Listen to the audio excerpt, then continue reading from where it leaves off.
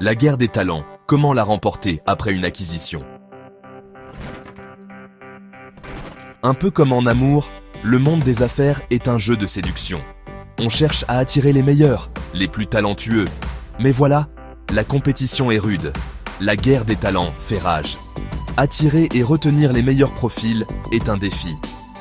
Et cette problématique devient critique lors d'une acquisition. Imaginez deux familles qui se rencontrent, chacune avec ses habitudes et valeurs. Le risque de clash est bien réel. Comment réussir une acquisition sans faire fuir les talents? Eh bien, restez avec moi, on va parler de tout ça ensemble. La communication, clé de voûte de la confiance. Le dialogue est essentiel pour instaurer une relation saine et durable. Après une acquisition, la première chose à faire, c'est de parler.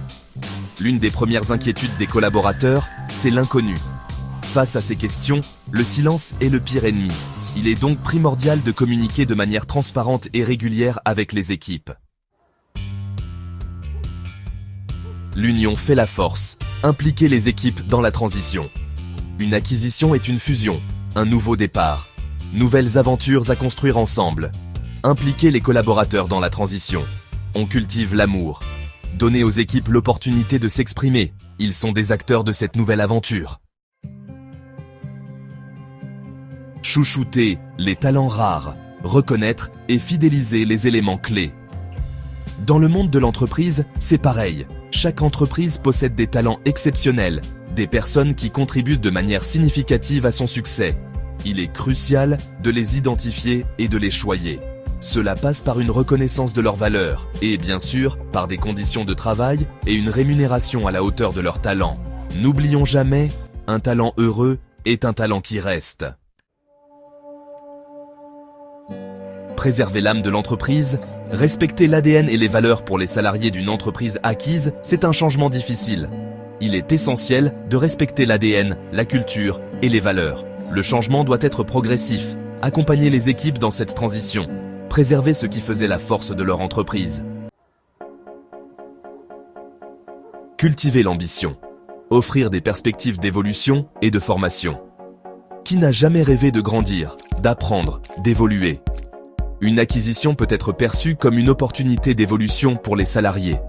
Il est crucial de leur proposer des formations, de les accompagner dans le développement de leurs compétences, de leur ouvrir des portes vers de nouveaux horizons professionnels. Leur montrer que cette acquisition est une chance unique de s'épanouir.